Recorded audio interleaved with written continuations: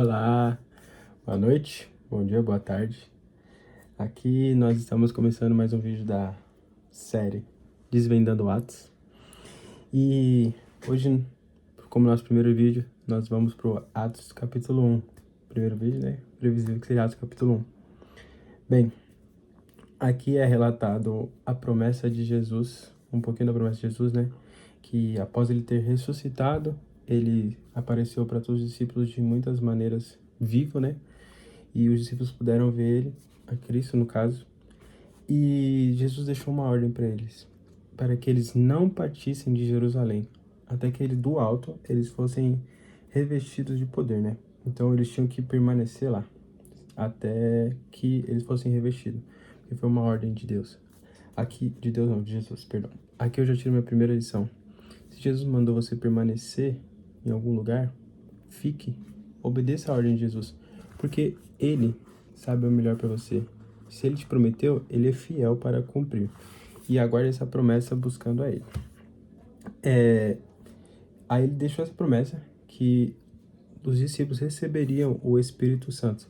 E a partir desse recebimento do Espírito Santo, eles seriam minhas testemunhas. Que eu entendo também. Se Jesus fez uma promessa e ele cumpriu a promessa em você, você tem que testemunhar do que ele fez para você, por você e em você. Então, se Jesus te prometeu te batizar com o Espírito Santo, por exemplo, que era o caso deles, após o batismo, você tem que testificar desse Jesus. Antes você já tem que também, mas o batismo evidencia mais ainda isso em você, de testemunhar a Jesus Cristo. Depois dele ter feito a promessa, ele subiu ao céu. E os discípulos ficaram sem ele durante um certo período. Porque Deus falou que também enviaria o Espírito Santo, que seria o Consolador. Então, através do batismo, o Espírito Santo viria também. Então, ele foi para o céu e apareceu para eles um anjo, né? E perguntou para eles, porque eles estavam preocupados de certa forma, né? Um anjo não, né? 2 homens no caso. Mas acredito que foram 2 anjos. Aqui vai ser muito descontraído, porque é algo que eu extraio também. Não tem nada muito formal. É mais para ter uma linguagem adaptada, vamos dizer assim, para mim e para você também. Então tá lá no versículo 19. Eis que 2 homens se puseram junto deles com vestiduras brancas. Acredito que eram anjos, por isso que eu configurei como anjo. E eles falaram por que eles estavam parados olhando para o céu, né? Aí eles falaram outra promessa que vai acontecer ainda. Da mesma forma que eles viram Jesus subindo, ele vai vir da mesma maneira. Então, da mesma forma que ele subiu, ele vai descer da mesma maneira. Então, aguardemos essa promessa que também vai se cumprir. Jesus breve voltará. Tá preparado?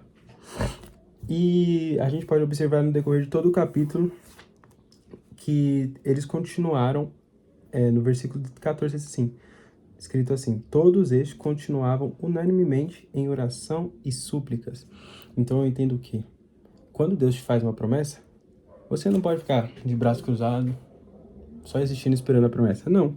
Você tem que correr atrás da promessa de certa forma, fazer a sua parte, porque Jesus prometeu para eles ficar em Jerusalém, até que do alto seja revestido de poder. Então, eles tinham que esperar a promessa, mas eles continuavam unanimemente em oração e súplicas. Então, eles também demonstravam que queriam a promessa. Então, tipo, você precisa buscar também. Ah, se Deus prometeu que vai te dar, sei lá, um exemplo bem com coisa material. Deus prometeu que vai te dar uma casa. Você vai ficar só existindo aí? Ah, quero braço cruzado. Deus pode chegar em alguém do nada e falar: ah, vou te dar uma casa? Pode. Mas faça a sua parte também. Não seja alguém preguiçoso, relaxado, que não vai fazer as coisas. Peça direcionamento para Deus em tudo que você fizer. Não sei se deu para ouvir o carro, espero que não.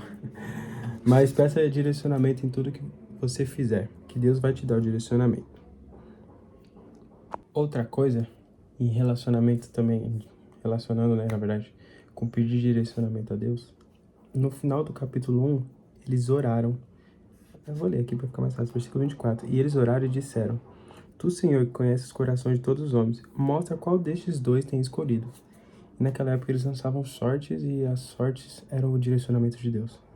Tinha 2 homens, e um deles seria o escolhido para ser testemunha também de Jesus.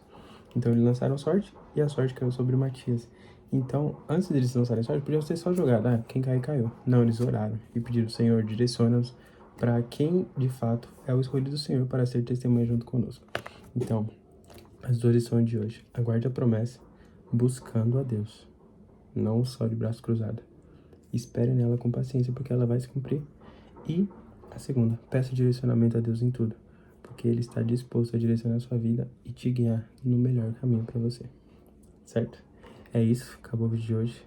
Deus abençoe e até amanhã, se Deus quiser. Beijo. Paz do Senhor para todos.